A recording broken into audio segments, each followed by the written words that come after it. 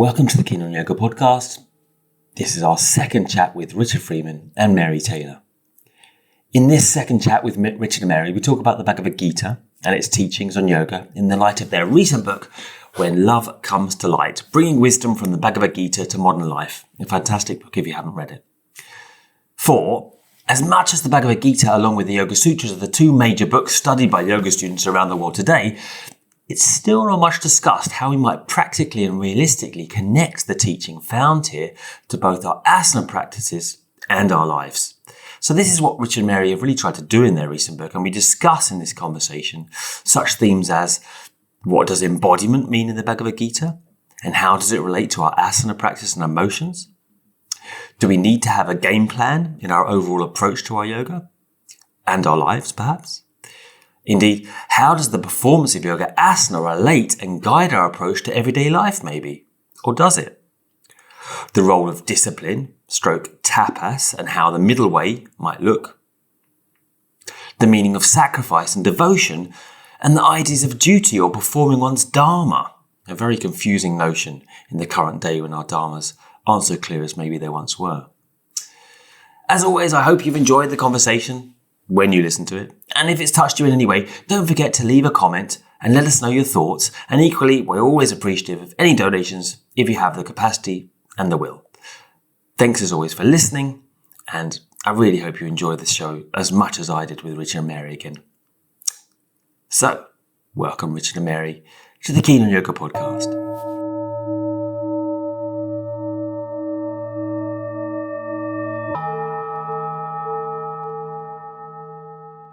Right, welcome Richard and Mary, the podcast, Richard and Mary on her own for a fantastic podcast. And now I have your company again, so thanks for agreeing to come on again from Thailand this time.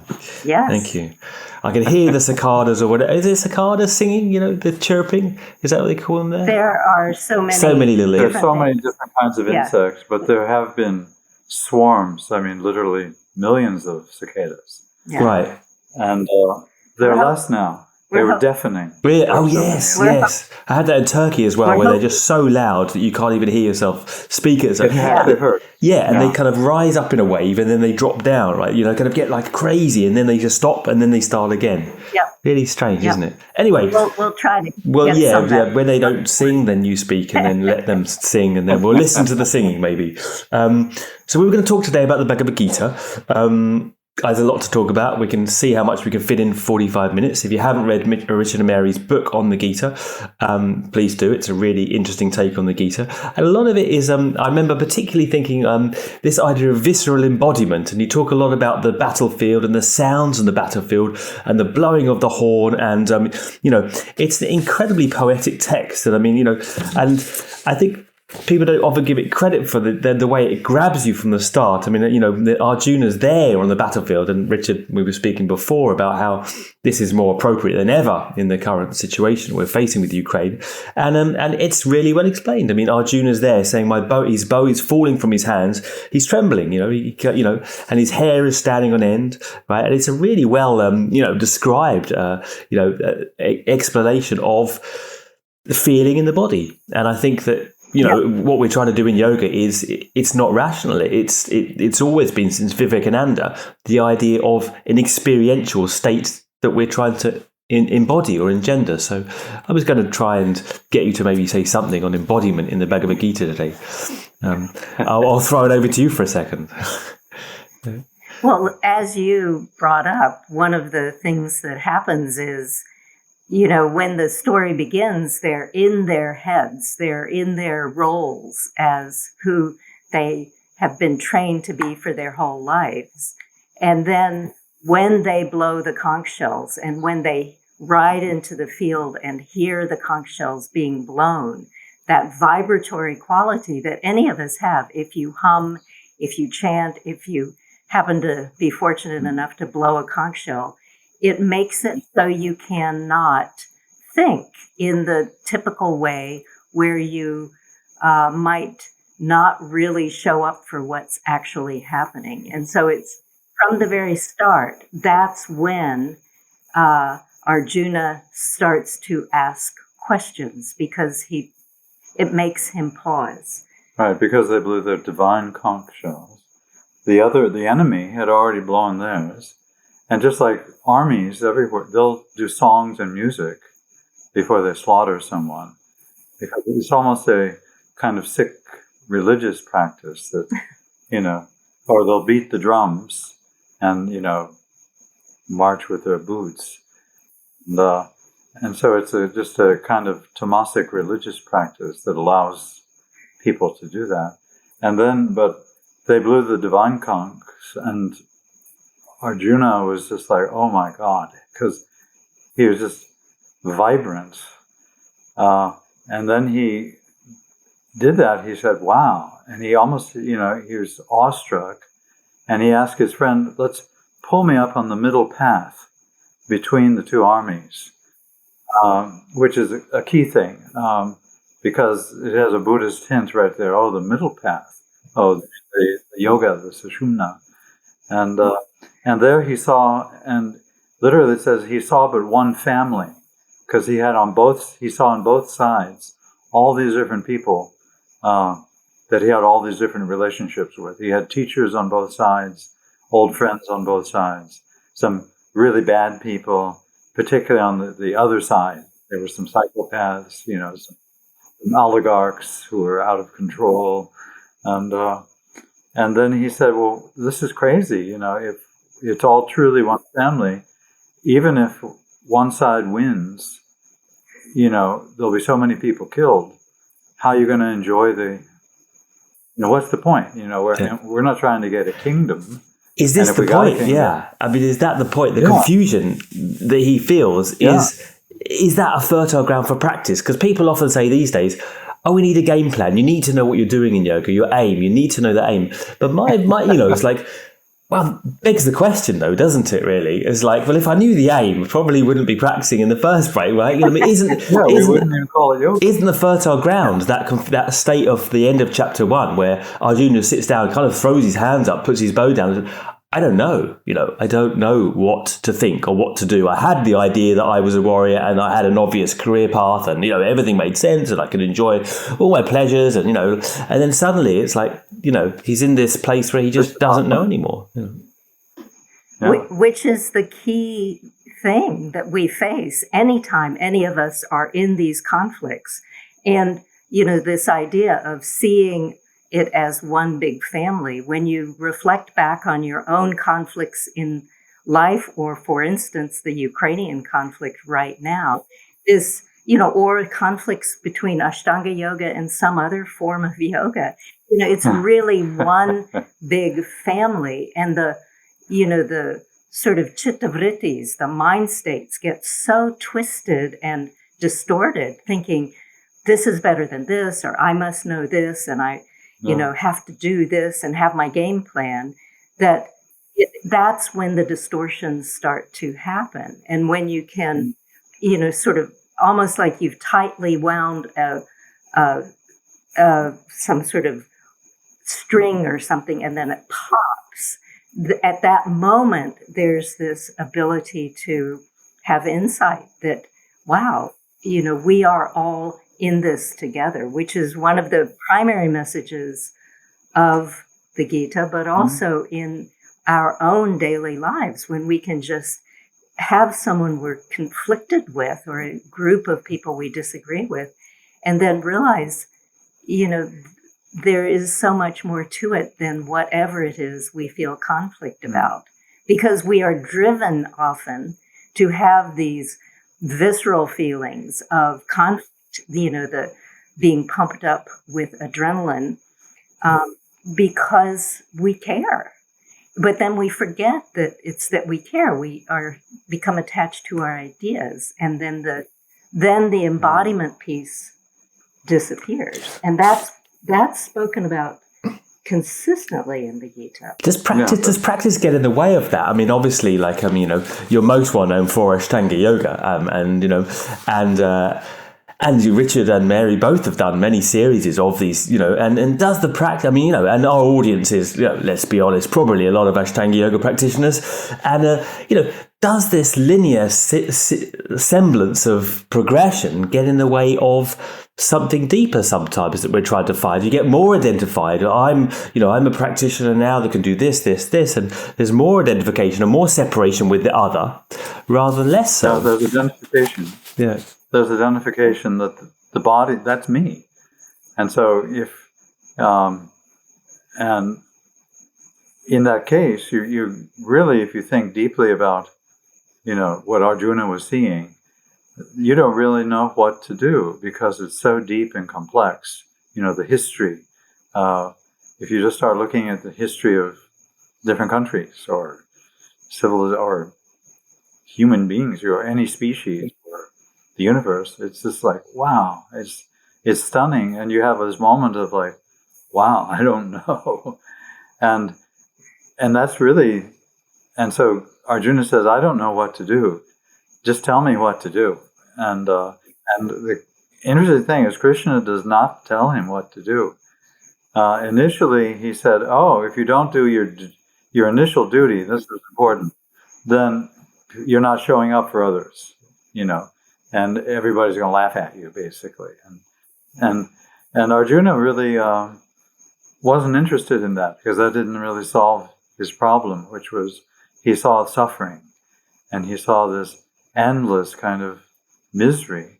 And throughout the entire Gita, Krishna never tells Arjuna exactly what he should do in that situation.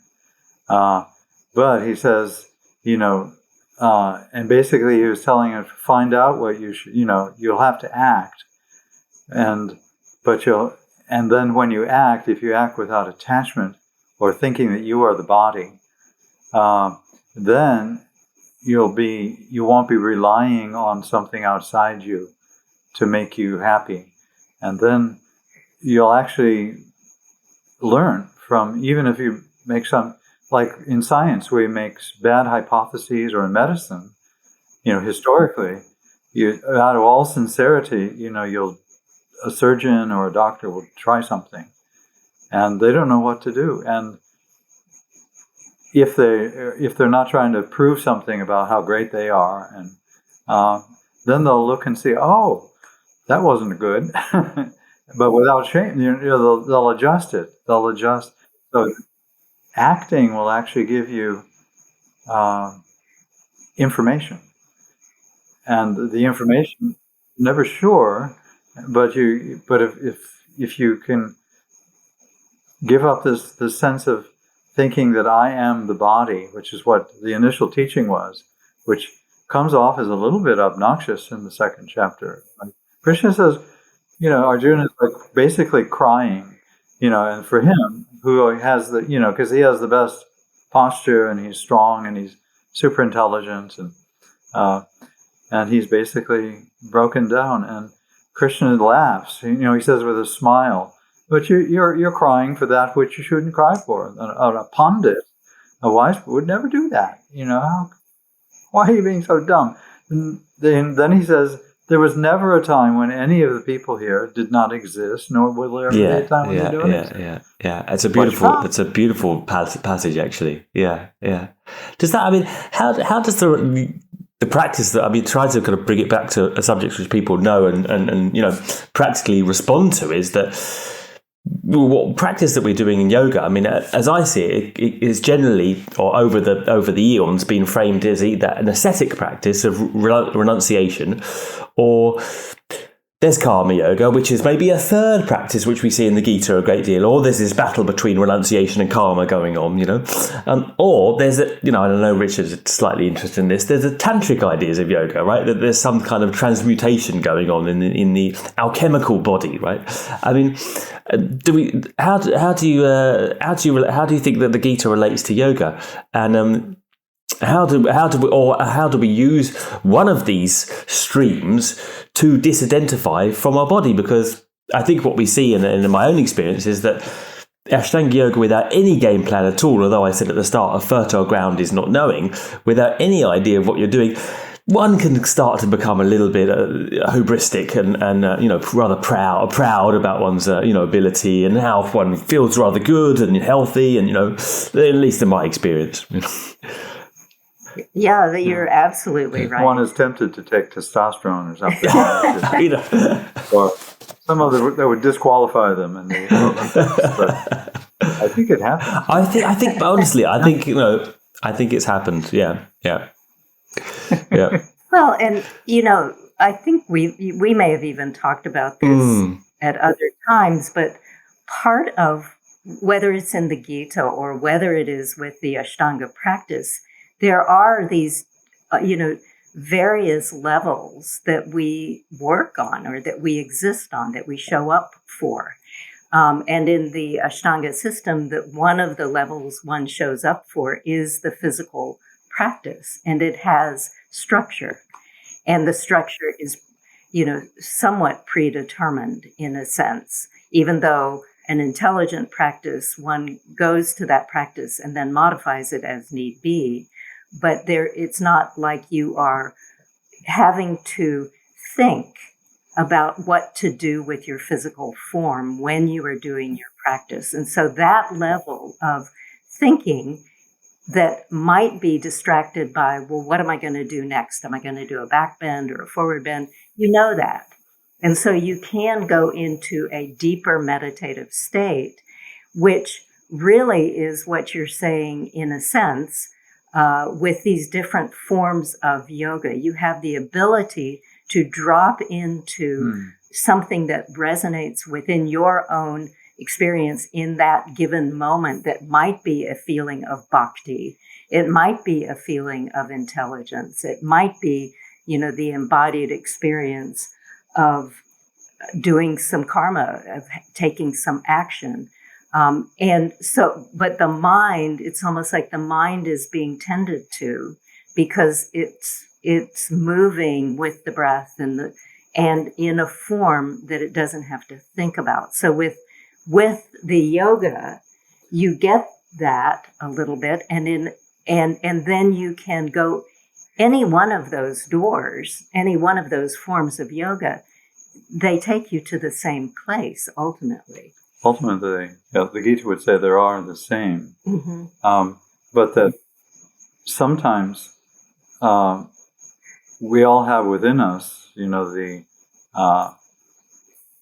bad motivation, where we naturally identify with the body. That's almost like that comes with the territory of having a body, and so the whole mind, the whole ego structure, and so we go through periods where we're actually, just trying to achieve something. I want to become like the god Indra, or I want to become, an oligarch. I want to become a dictator and have all people bow down to me. And this has happened in yoga many times. And the whole last part of the Gita is about yoga gone bad.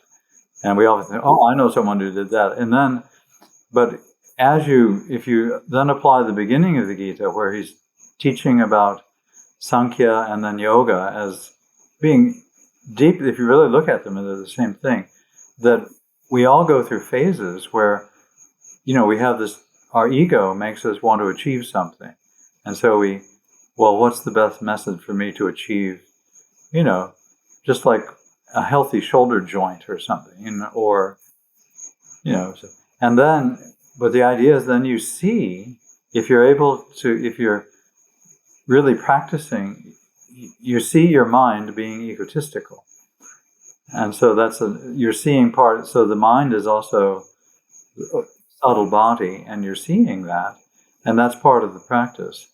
And then occasionally you'll be rajasic, rather than tamasic. Yeah, just occasionally, yeah. That's the high point. Yeah, exactly.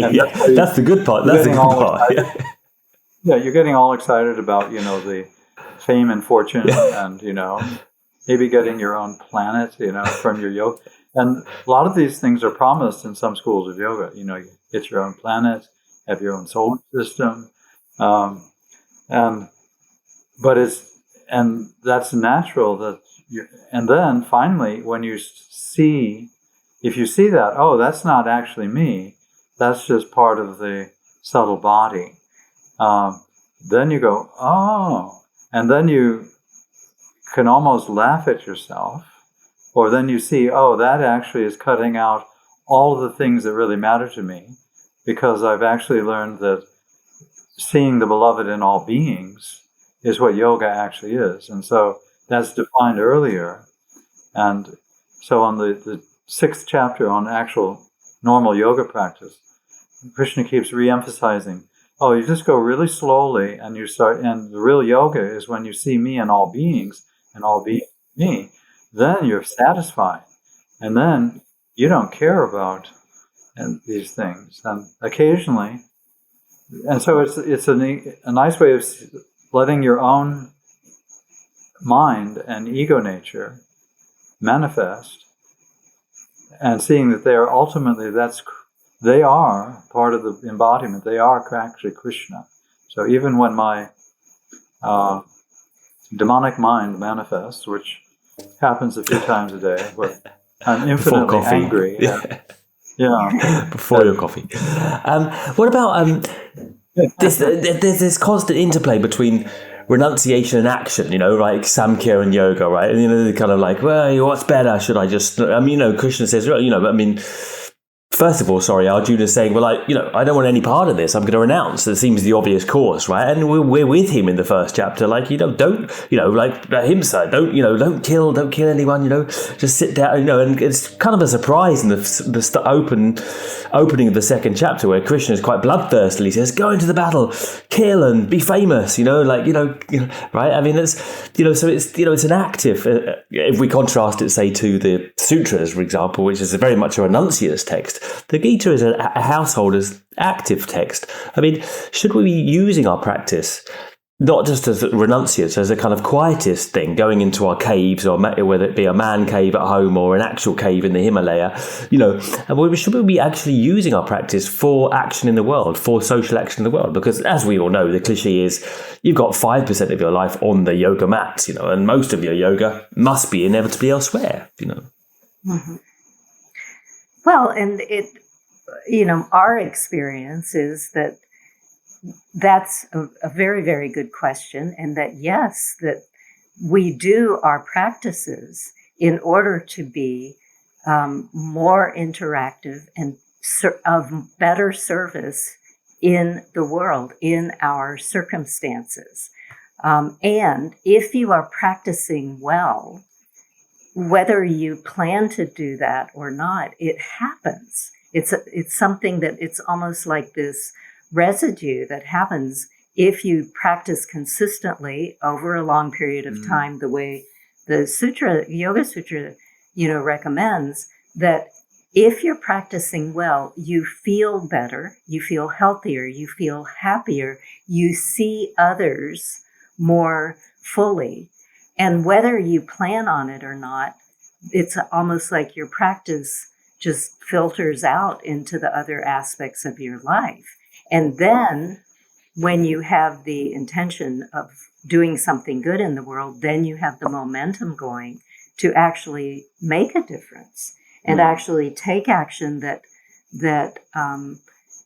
will make a difference. And there is some responsibility. Once you practice for a long time, you start seeing actually there is a lot of responsibility to do that. Yeah. And so Krishna, maybe chapter 5, he's saying, if, I don't need it. He was explaining to Arjuna that I don't need anything, being Brahman, and being, beyond time and space and thought.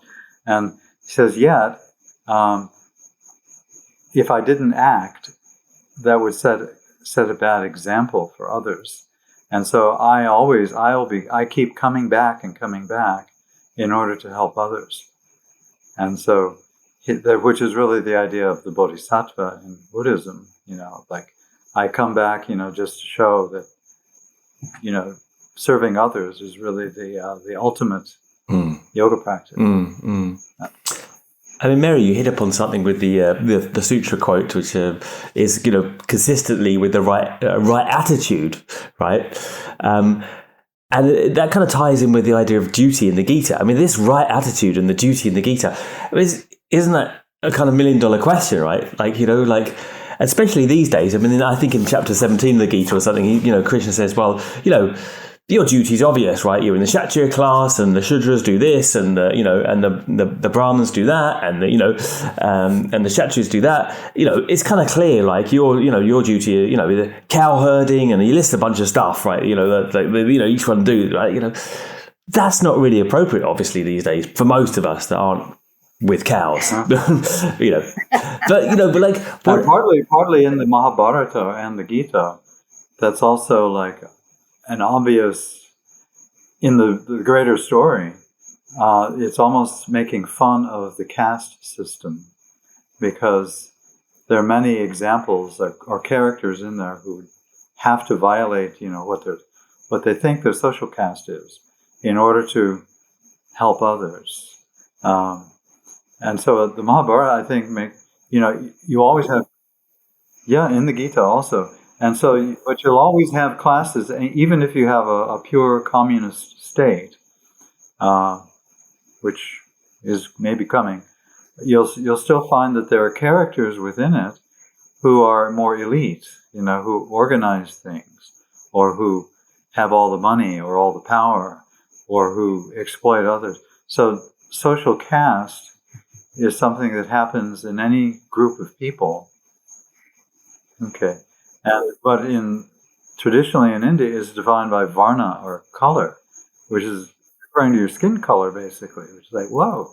And there are a number of characters in there that, this is almost being made, you can't get rid of the fact that people but you find out what your actual dharma is, rather than that which is given by birth, is that, which is your swadharma. And your dharma becomes something that is very context dependent. Yeah, I suppose the question is how do we know what that might be? Our duty, our right attitude towards life, and does yoga help figure that out? I think it does. I mean, I think that my personal experience with that is that it is very, very helpful to have an acknowledgement within your own sort of private mind space somewhere of what it is you feel you want to contribute to this world, to perhaps alleviate suffering, to perhaps bring peace to the world, something that really, truly is sort of a big thing that is like your pole star. And then if you have that, then you kind of know, I have this particular dharma for this instant, or this moment, or this role that I'm in as a teacher, as a mother, as a student, etc. You have a particular dharma. But then when you step back and say, and underlying that is my ethical underpinning, which again is spoken about in the Gita, it's spoken about in the Yoga Sutra, that having a sense of your swadharma essentially being something that is ethical ground, whatever that means to you, that then starts to help you see, this situation that I've put into this story of what my dharma is needs to be tweaked a little because of the dissonance between my ethics and my moral ground and the context. And so yoga helps us to see a bit more clearly. And in that vision of things a bit more clearly, we begin to be able to see where our dharma is taking us and where we can navigate it. Yeah, to evolve to our swadharma. And then if you think you know your swadharma, find your swadharma. You get that. You just keep adding swas to it because it's always beyond what you think it is. And finally at the very end, it's like Krishna is explaining, just whatever you do, just do it, for me and other beings. Everything will work out fine, basically. And then he says, do it, and then do what you want, Arjuna. Meaning, in this situation, find out what you think is the best thing and do that. And give up all dharma. And then he says, he pauses, and then he says, oh, and then because you're very beloved to me, he resisted, he thought he'd finished the teaching. Then he said, Sarva Dharman Parit, give up all dharmas. And this is, again, the Dharma Mega Samadhi that's in the Yoga Sutra, that is actually, it's a Buddhist concept. There's no other mention of it. But give up all these dharmas and just take refuge. It doesn't come to me. Take shelter in me, which is again a Buddhist concept. Sharanam, mam ekam sharanam vraja. Just come to me for shelter, for refuge, which is again a Buddhist term. And but you're seeing through all dharmas, duties, formula, even good dharmas, because that's all the great scriptures, and all of the great religions that, when interpreted well, are good, and all of them are empty, or all of them they form this cloud of prakriti, which are just gunas acting on the gunas. And what's your problem? You're thrown back to the second chapter. It's kind of like he gives all these teachings, and at a certain point he just says, well, if you can't do any of that, then just act, but don't be attached to the actions. You can't do yoga or you can't think. Well, don't worry about it. But you just act anyway. Just do your action, but don't be attached. What does that mean? What does being? I mean, you hear this: actions, but act, but don't be attached to the fruits of your actions, right? And that's constantly in the Gita, again and again and again. Yeah. People try this, right? In daily life, and and it's rather hard, because we want certain outcomes, naturally speaking. When you try too hard to not be attached to the fruits of your actions, you become quite attached to not being attached. Yeah. And so hence the yoga personality is formed. Yeah. And so, really what it means is you have to have some aim, but then you have to also be able to, start moving towards whatever it is, and then reframe whatever actions you're taking, whatever aim you have, reframe it according to the circumstances that arise. And so it's not just, don't have any attachments, meaning, I don't even care if I ever do anything, and I'll just sit here and watch, TV all night. Which actually sometimes sounds like a good solution to things. And become attached to that. Yeah. But that you really truly, make, you have some chi, you've got some ideas about what you want to do, but then you don't hold on to those ideas of what they are. Right, because somehow you feel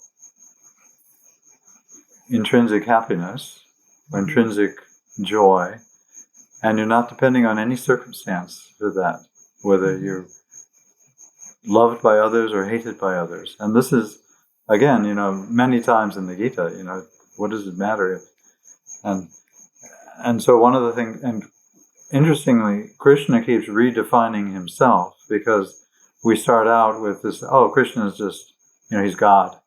And what does that mean, actually?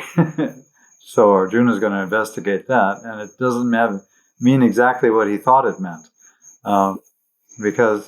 And Krishna comes down off of the pedestal that we've placed him on, and which we naturally do, because that whenever you think, that's the guru, or that's Ishvara or something, you have an idea of what that is. Otherwise, you wouldn't even use the term in your mind. And you place them on a pedestal, either up in the air or down below, like a Greek theater or something, a lowly pedestal. And what Krishna keeps doing is he keeps coming off the pedestal and saying, no, I'm the pedestal, and I'm this. And he keeps appearing. He says, this is me. You're experiencing me. And this is where embodiment comes. You're experiencing me in the taste of water. It's not like the water tastes because I, as a distant creating deity, created a causal chain that made water taste good. No, I am actually the taste. So you're having an immediate experience, or the smell of the earth, which is, and I guess even that would be stinky earth sometimes, but. And that's really what non-attachment is when you are able to see that and experience those things as so much more rich than your idea of, say, what water is or what Krishna himself is. And so you're actually giving up the theistic. Yeah. I mean, yes, when Arjuna finally... You let go of it because it doesn't make any sense anymore. And the non-attachment becomes sort of a gesture, a sincere gesture of generosity to others, because you are not invested in the outcome. You are invested in the authenticity. And that's really where it becomes a gesture of generosity, a gesture of interconnectedness. Mm-hmm. You hear so much this devote to me, right?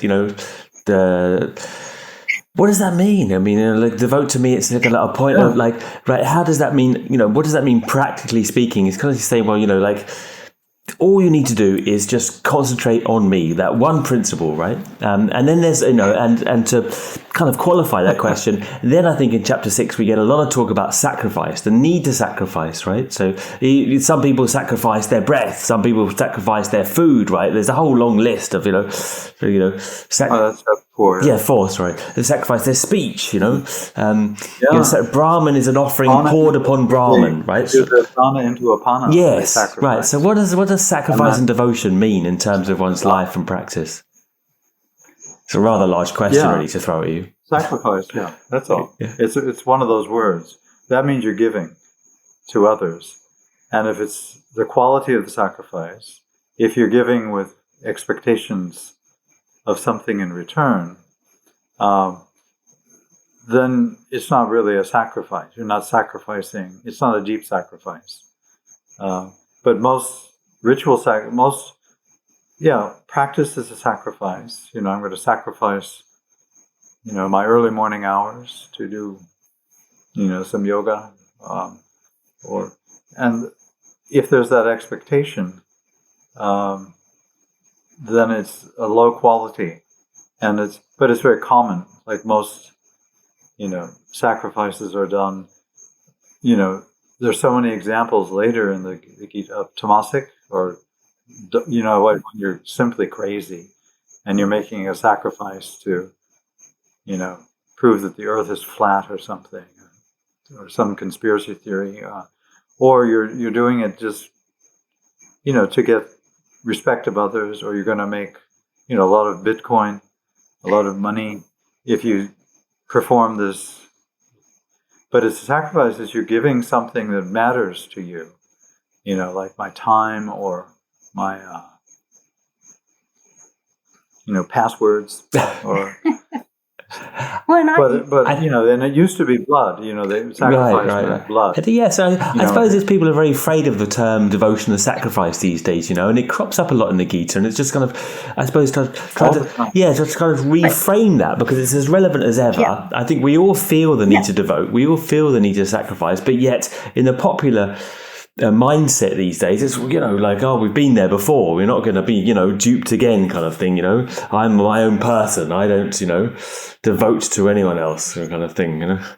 But as you're talking here, it brings to my mind what happens for parents who practice yoga. You have children, and you have my practice, and then you want to do your practice, but because you really have this incredible devotion to these other beings, your practice becomes different often. Or I was thinking of myself once wanting to go to a workshop with this Iyengar teacher, Mary Dunn, and then no, I couldn't go because our son was needing me to be there, and me thinking, well, at first thinking, oh, I'm having to sacrifice not going, and then realizing that this has the overlay with this idea of dharma. My dharma really at that stage in my life was to be the primary support for this child. And when I was able to go, that's so nice. It wasn't like, oh, I'm grumpy, I'm having to miss my practice. It was, wow, of course, this is the appropriate action here.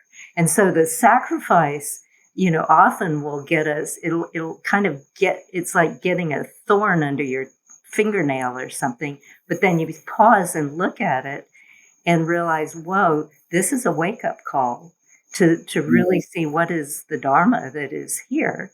And am I giving this sacrifice again, like, with non-attachment? There's no attachment. Which is more like a complete sacrifice.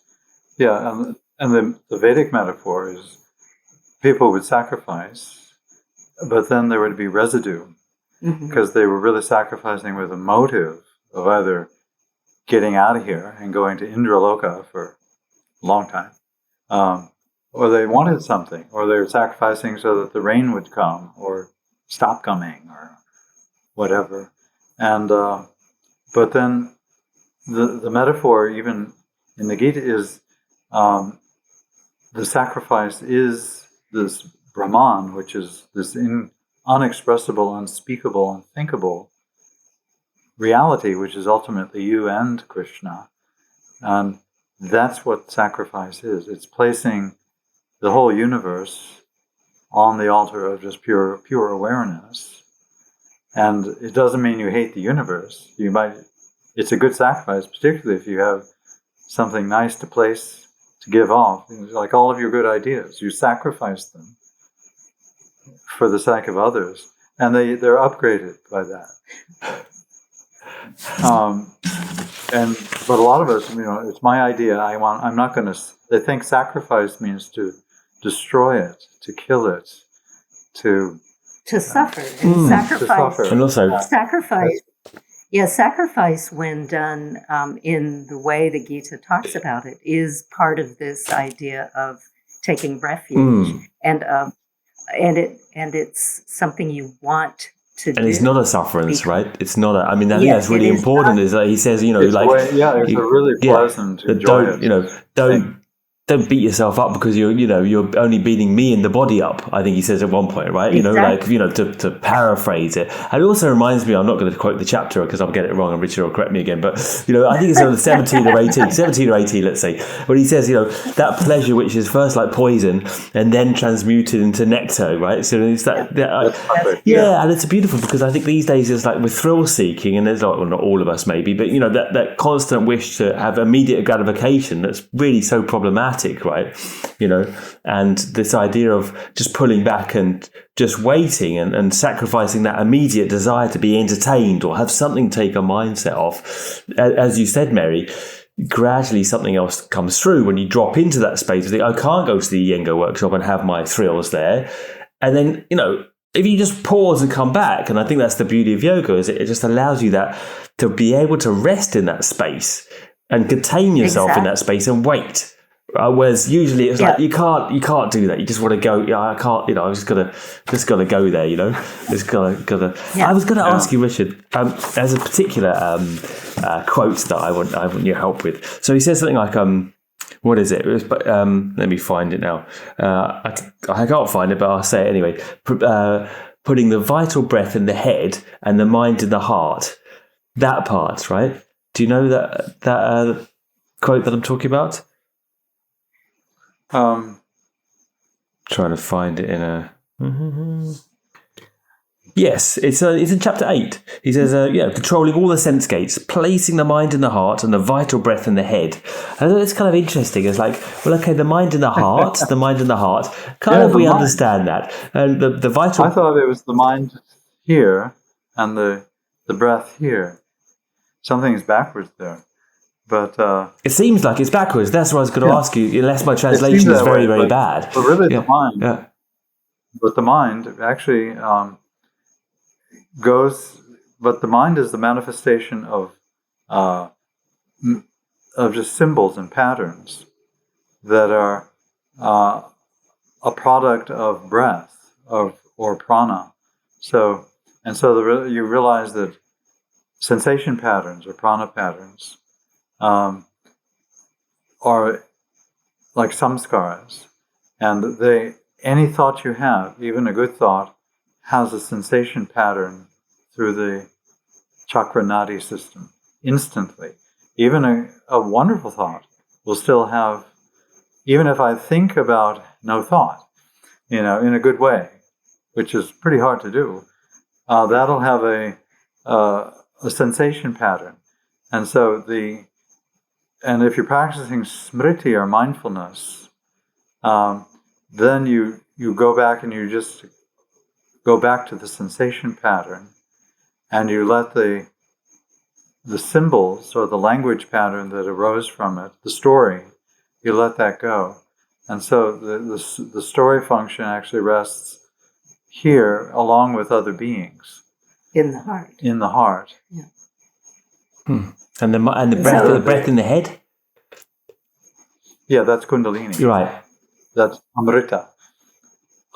So it's a tantric verse. Yes, yeah. That's what I assumed. Yeah. And we experience that in the practice. When you practice and the breath becomes sort of like this vibratory quality and a mantra, the mantra of the breath, it sort of allows the mind to soften, and it softens the rough edges of the mind, and the mind wants to be in the heart, because the mind is so often just, having to decide, having to do all this stuff, and then it gets all hyped up. But when the breath is there, it's almost like, softening it, and then the mind settles back down to where it naturally belongs, and it really is this feeling of prana and apana meeting at different levels along the central channel that you experience when you have a free and deep practice that, doesn't have to be all powered up, but it's very, very internalized. And you feel it. I'm sure you felt that, where you really feel this vastness of heart, and that's when the mind has stopped its trip for a little bit, and then of course it comes right back. But there are moments of it, and it's very, very wonderful feeling. Just to kind of finish off it, just as we're talking, I remember the quote from Richard. I think a couple of people have said this, but I'm sure that you've said this, Richard, in a video. I said, "Don't let yoga ruin your life." You've definitely uttered that, right? But it seems like in the sutras and the Gita, I mean, like if you follow them to the T, if you follow them to, as they're meant to, that's pretty life ruinous stuff, right? It's saying like, those people that have understood me have no purpose in the world at all, right? Or in the sutras, for someone who understands, the world doesn't exist anymore, right? I mean, how are we to relate to this text? We to take it to degrees, or is it a question of relating to quite radical texts to degrees, or understanding that we still want to, most of us, we still want a life in the world. We don't want our thoughts to stop altogether, right? Do we have to be realistic, or like how do we relate to this quite radical message? Well, that's interesting, because a lot of times our understanding is based on a dualistic interpretation of what Sankhya is, because Sankhya is one of the Gita always comes back to it, and it's one of those funny, wonderful systems in that the mind, thought, all of these things, they are this, what are called in the Gita, Daivi Prakriti. That it's obvious to see that the elements of the body, which you feel like, it's touch and smell and all of this stuff. Oh, that's sacred, because it's like part of nature. But then the mind comes along, and we don't realize that the mind is also they call that the Jivatma. And that the Jivatma, which we think is our individual story, which goes lifetime after lifetime, forever. Once I was, once I was an elephant, then I was a swan, and that also that's Daivi Prakriti. It's just gunas acting on gunas, and so that isn't you. So. Yeah, and Richard's quote actually is not, "Don't let yoga ruin your life." It is the statement, "Yoga ruins your life," meaning yoga prevents you from becoming distracted and creating a life of suffering. Can we do the both, though? Can we pursue pleasure and also yoga, right? Because he says, the start is quite clear. Sensory contact is the cause of pleasure and pain. You must just bear them. And this time I've got a chapter 2, 14. Chapter 2, 14, right? So, that's pretty good. It's like, it's like you can't enjoy pleasure anymore. Job done. It's like, well... Yeah. And so the understanding of... Because your mind is creating... the idea of what pleasure is, all of these things, they are again given as an offering or a sacrifice. And so let's say some good food, okay? And so say, like if I'm Franciscan or something, I put ash in my food so it doesn't taste good. And there's sadhus in India who will do that, Oh, that tastes too good. But a lot of the great practitioners, are also connoisseurs of like really fine flavor, and the flavor is shared with others. And in that way, and so this is how the whole bhakti movement evolved. Oh, the taste of water, the fragrance of the earth, the flavor of this, all of those things, you share them with others. And it's not that the others then become attached to them as sense objects. The sharing then has a tremendous value. And so if we, say, share good coffee, that's the holy drink in some parts of India. Okay. Other parts it's tea. And so you want to get the best you can. And you prepare it and you say, oh, here. And because it's really good, you're like, oh, thank you. That's like really good stuff. And you go into the flavor, but you don't become attached to it as a sense object because it was a gift from the beloved. And you're like, oh, and you just really feel strong connection with the beloved. I think that's a great qualification of the difficulty that we have with this idea that we either fully invested in pleasure or we're doing yoga, and we can't enjoy anymore. And it's the gift is a great idea because I've had that so many times where you're given something as a completely spontaneous gift, you really enjoy it, and then you just go back and try and get it for yourself. Like someone bought you a piece of cake somewhere, right? And then you go back yourself and do it and get it, and you don't enjoy it, right? Because it wasn't a gift, right?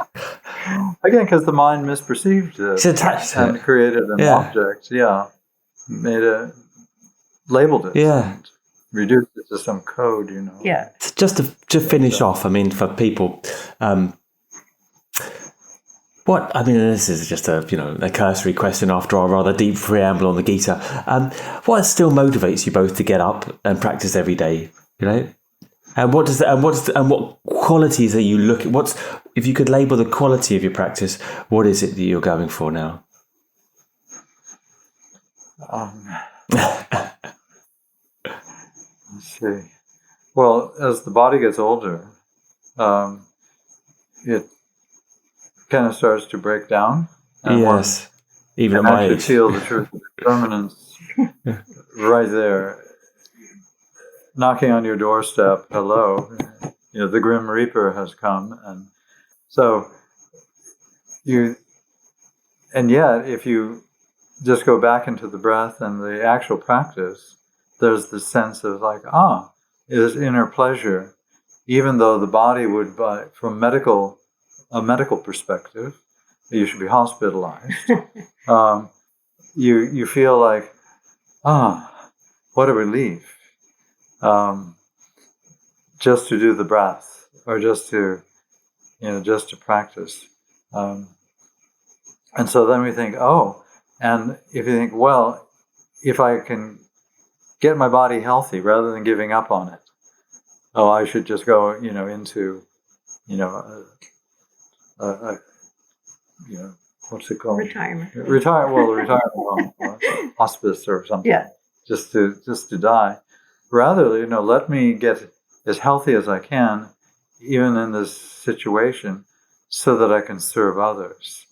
And then you think, well, how can I serve others? Well, I could, for us, it's like we could share about what embodiment means, rather than, and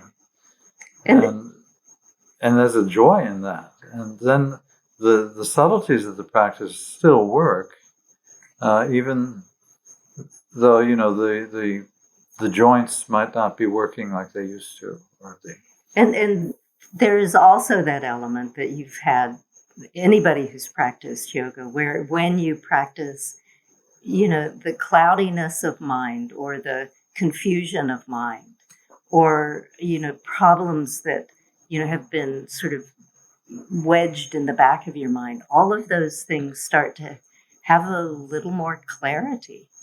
And so for me, it's partly this physical, if I do not practice, my body is much more, it doesn't feel as good as it does if I do practice, physical practice. And when I was younger, that was not the case, but now it is definitely the case. But more so than that, what motivates me is that, I do feel more able to deal with, daily life, and with a little more clarity if I'm lucky. And so that motivation is always there. And so in a sense, it is a very pleasurable thing to practice. And it seems that it gets more so as you do get older, even though it may be on subtle levels. Doesn't look I was going to say, to the outside observer, it probably doesn't look as good, but to the inner. When is he going to start? When is he going to lift up to those straight legs handstands? Away with that. Well, it's been a pleasure to spend time with you again, and thanks so much for giving me the time. And I don't know where to end it. I'm usually useless at ending, so I'll just thank you very much. And I recommend anyone to go and see their studio talks on their website if you have a few minutes spare between cooking your dinner and watching Netflix. Go and as we were talking before, Richard's got this idea of kitchen yoga now. So 5 minutes while you're waiting for your egg to boil, do a few yoga postures, listen to Richard and Mary talk about a bit of philosophy. Right. Thanks, Richard and Mary. Thank you. Thank you. Thank you. Good to see you.